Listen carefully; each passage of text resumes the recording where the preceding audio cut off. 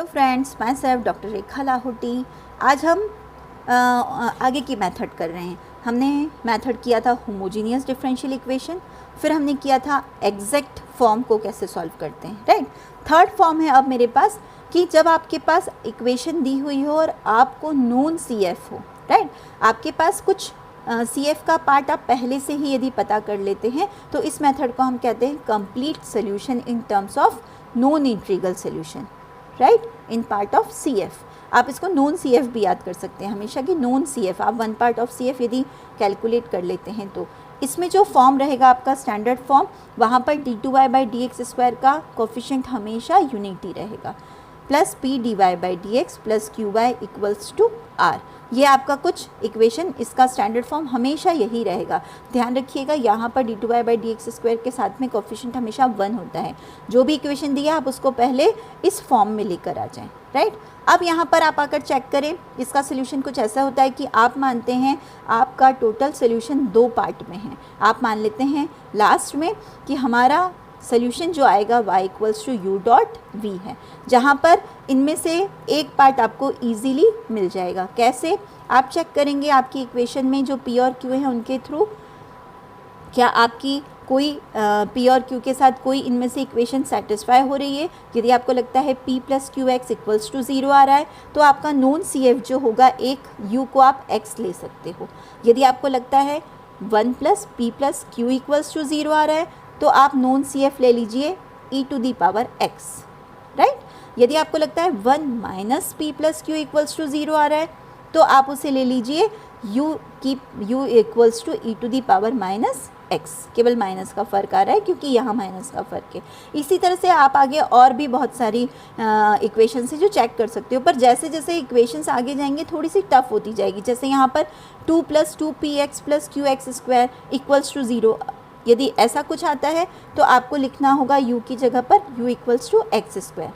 तो यहाँ तक तो फिर भी ठीक है। मैं आपको ये 3 ही प्रेफर करूँगी कि आप केवल ये 1, 2 और 3 चेक कर ले, फिर आगे इतना चेक करने के बजाय आप कोई और मेथड लगा दें, राइट। तो आपने ये चेक किया, आपको लगता है कि इनमें से कोई एक पार्ट आपको मिल रहा है तो तुरंत आप सोल्यूशन में y इक्वल्स टू uv की जगह पर इनमें से किसी एक जो भी कंडीशन सेटिस्फाई हो रही है आप वो पुट कर दें। देन आपकी इक्वेशन में आप जैसे ही यहाँ पर एक पार्ट रख देंगे आपको y में कुछ आंसर मिलेगा। अब वहाँ से आप क्या निकालेंगे, dy/dx यहाँ रखें, d2y/dx² यहाँ रखें और y की वैल्यू यहाँ रखें। अब आपकी इक्वेशन पूरी y से कन्वर्ट हो जाएगी और v में आ जाएगी, ठीक है। तो v में आने से आप इसको v में आराम से सॉल्व कर पाएंगे। बहुत आसान से इक्वेशन आपकी सिंपली सॉल्व हो जाएगी। देखिए आप एग्जाम्पल के थ्रू आपको दिया हुआ है फाइंड एंड, आप केवल ये तीनों वैल्यू निकालें, यहाँ पर पुट करें, आपकी इक्वेशन आराम से हो जाएगी। और इसको मैं शॉर्ट स्टेप्स में बता देती हूँ। आप आपकी इक्वेशन को पहले स्टैंडर्ड फॉर्म में लेकर आएँ। स्टैंडर्ड फॉर्म में लेने के बाद आप चेक करें कि या कोई ये और मेथड से हो रहा है, एग्जैक्ट है, होमोजीनियस है, नहीं, तो अब आप इसको स्टैंडर्ड फॉर्म में लेकर आ गए। अब यहाँ चेक करें क्या कोई ऊपर किसी एक कंडीशन को सेटिस्फाई करता है। यदि करता है तो वो आपका एक नॉन सी एफ मिल जाएगा, मतलब आपको u की एक वैल्यू मिल गई, हाफ पार्ट मिल गया। अब आप उसको पुट करें यहाँ पर y इक्वल्स टू u में और फाइंड करें dy/dx और d2y/dx²। इन सब की वैल्यूज़ को आप वहाँ पर पुट करेंगे तो आपकी इक्वेशन dv/dx में आ जाएगी और dv/dx को आप p मानेंगे तो सॉल्व करके आपकी इक्वेशन p में आ जाएगी। और p में dv/dx को p में मान लेंगे तो सेकंड ऑर्डर से आपकी लीनियर बन जाएगी और फिर आप सॉल्व करके वैल्यूज़ फाइंड आउट कर सकते हैं। तो इसको हम कहते हैं complete solution non C F method, right. आपको मैं एग्जाम्पल के थ्रू बताती हूँ, आपको बहुत आराम से समझ में आ जाएगा। सिंपल है एकदम। आपको जैसे क्वेश्चन दिया है d2y/dx² minus x² dy/dx plus xy equals to c, right. अब आपको यहाँ पर केवल आइडेंटिफाई करना है होमोजीनियस नहीं है, एग्जैक्ट नहीं है, तो हमने यहाँ से इसको पहले यहाँ 1 ही है तो ये स्टैंडर्ड फॉर्म में है। अब यहाँ से चेक करें, ये आपका p कोफिशिएंट हुआ, यहाँ से y के साथ जो है वो q कोफिशिएंट हुआ। तो हमने यहाँ पर गिवन देख लिया p is minus x², q equals to x और यहाँ पर हमारे पास r इक्वल्स टू x। अब आप चेक करें कोई कंडीशन सेटिस्फाई होती है तो हमने चेक किया p प्लस क्यू एक्स, तो p plus Q X check किया वो 0 के बराबर आ गई, राइट। तो 0 आते ही हम इसका हाफ पार्ट क्या मान लेंगे, x, राइट। हम u को मान लेंगे, u या y जो भी कहें, हाफ पार्ट हमें मिल गया x। अब टोटल सोल्यूशन आप माने, now take y equals to u into V मानते थे, तो u की जगह मैंने क्या पुट कर दिया, x। तो हाफ पार्ट आपको पता चल गया है ना, तो हाफ पार्ट हमें पता चल जाता है, हमारे लिए अब आधा पार्ट v निकालना है। तो y equals to V X हमारा टोटल सोल्यूशन हुआ, ठीक। अब यहाँ से हम dy बाई डी एक्स निकालेंगे, तो ये दो फंक्शन x के बन गए, यहाँ से दो फंक्शन का फॉर्मूला लगाया, फर्स्ट फंक्शन सेकेंड का differentiation plus first function second का डिफ्रेंशिएशन मतलब 1।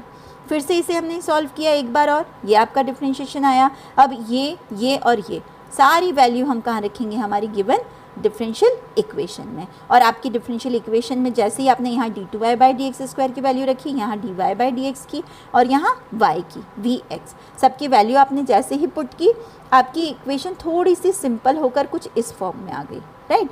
कुछ कैंसिल आउट हो गए, कुछ मर्ज हो गए, और इक्वेशन सेकेंड ऑर्डर में बची d2v by D x square x, यहाँ से आपके पास dv by D x 1 minus x cube और x। अब ये तो फिर से सेकेंड ऑर्डर और वेरिएबल कोफिशिएंट है, अब कैसे सॉल्व करें।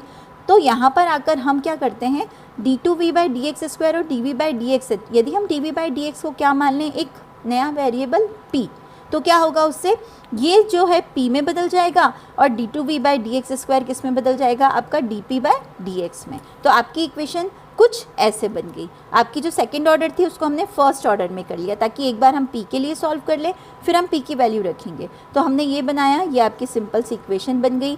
हमने x को यहाँ से इधर भेजा, ये आपकी लीनियर डिफरेंशियल इक्वेशन बन गई, जहाँ पर यहाँ से आपका इंटीग्रेटिंग फैक्टर निकलेगा। तो ये आपने इंटीग्रेटिंग फैक्टर निकाला, इंटीग्रेटिंग फैक्टर आपने यहाँ पर पुट किया, तो आपको p में एक आंसर मिल गया। अब ये p कुछ नहीं है, p को हमने क्या माना था, dv बाई डी एक्स को हमने p माना था, तो फिर से यहाँ वैल्यू पुट कर दी, यहाँ पर वैल्यू पुट करी, दोनों तरफ वेरिएबल सेपरेशन का कर दिए, तो dv और dx अलग अलग हो गए, और देन हमने सॉल्व किया तो हमारे पास v की वैल्यू आ गई। तो ये v हमारे पास जैसे ही आ जाता है, हमारे पास आंसर था u, ये था v, हम दोनों को पुट कर देंगे तो हमारा आंसर किस में आ जाएगा, y इक्वल्स टू v, और x से v की यहाँ वैल्यू पुट कर दें, वो हमारा कंप्लीट सोल्यूशन होगा।